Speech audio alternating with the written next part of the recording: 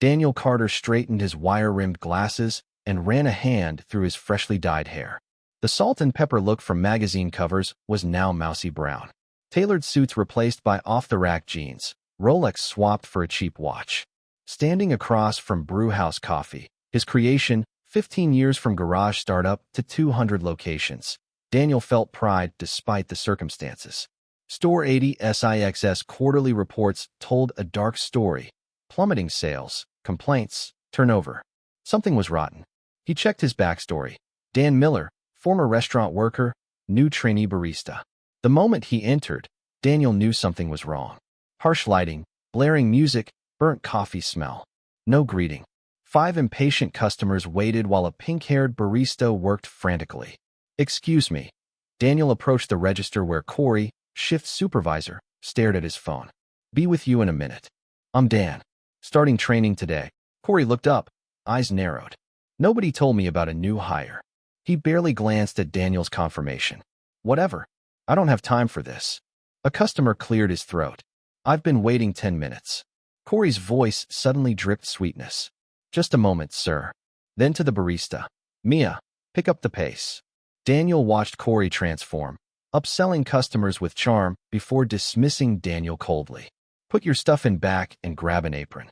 "I thought I'd get training first." "Look around. Does it look like I have time to hold your hand?" "Just watch and try not to break anything." Daniel noticed Jamal, assistant manager, restocking with trembling hands. "Hey, I'm Dan." Jamal's eyes darted to Corey. "Aprons are by the time clock." "Jamal, stop socializing," Corey snapped. "Check inventory. Another box of Guatemalan beans is missing. That's the 3rd this month." "Just check." In 20 minutes, Daniel counted 5 protocol violations. "You," Corey pointed. "Clean the bathrooms." "I thought I was learning coffee preparation." "You want to learn? Earn it." "Bathrooms first." Gathering supplies, Daniel heard Corey through the wall. "It's perfect. They don't check anything. I've got another shipment ready for tonight." Later, Daniel watched Corey charge $7.95 for an upgrade capped at $4.50. When a customer complained, Corey offered a refund, then pocketed cash from the register. Daniel made notes. Day 1. Possible theft, staff intimidation, complete culture collapse. Day 2. Daniel arrived early. Jamal was counting pastries. "Morning. Mind if I shadow you?" "Corey doesn't come in until 8 on Tuesdays." "How long have you worked here?" "Almost 3 years. Started as a barista, worked up to assistant manager."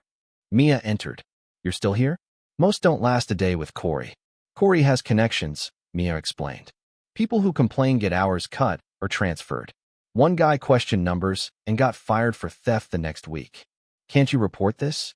"Corey and the district manager are thick as thieves. We get warned before corporate visits." A key rattled. "Look busy," Jamal hissed.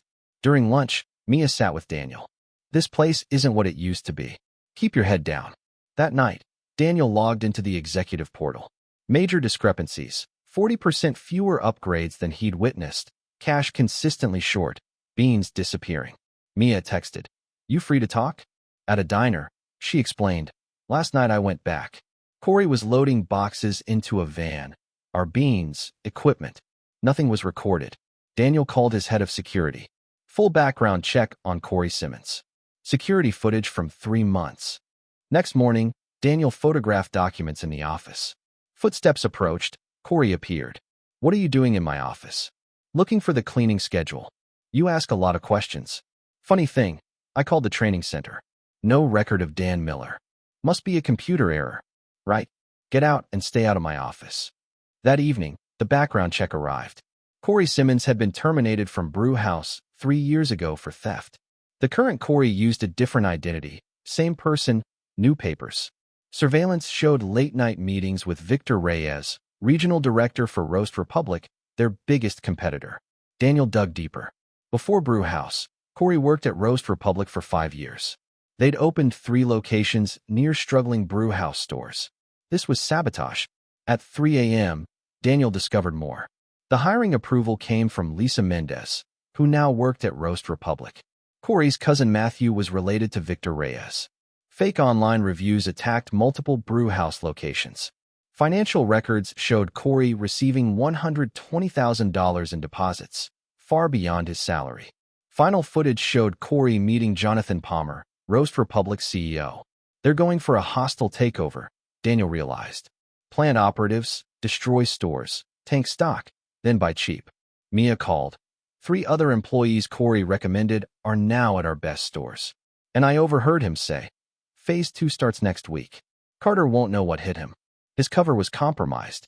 Daniel made rapid calls to security, legal, and his regional manager. He reached for a crisp suit and power tie. Time for war. Morning sun glinted off Daniel's Audi.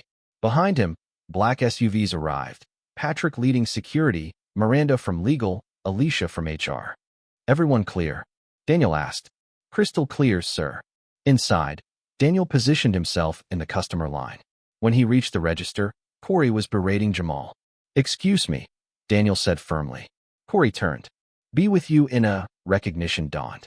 Hello, Corey. Or should I say Corey Simmons? Patrick ushered customers out and locked the door. Everyone gather. I'm Daniel Carter, CEO of Brew House Coffee. Alicia displayed security footage, Corey stealing, meeting Roast Republic executives. This is corporate espionage, Daniel explained. You can't prove anything, Corey challenged. Miranda stepped forward. We have everything. Financial records, your termination documents, identity fraud evidence, communications with Victor Reyes. I want a lawyer. You'll need one. We've identified your cousin Matthew, Victor Reyes, Jonathan Palmer, and 6 other infiltrators. Similar scenes are happening across the city now. Patrick escorted Corey out. Daniel turned to Jamal and Mia. Your loyalty under pressure hasn't gone unnoticed. Mia, you're the new store manager. Jamal, your regional operations assistant. His phone buzzed. PR director, press statement ready. Send it. And schedule me with the SEC. 2 weeks later, Daniel watched the transformed store. The warm ambience had returned. Customer satisfaction up 60%, Mia reported. 15 former regulars returned. A reporter asked about the 28% stock rebound. Quality always wins, Daniel said. That evening, Daniel gathered the staff. 2 weeks ago, this was the epicenter of an attack. Today, it's our showcase for revival. His phone buzzed. Roast Republic CEO Jonathan Palmer steps down amid investigation. Looking around at the revitalized store, Daniel knew he'd won what mattered most. Brew House was thriving again, one perfect cup at a time.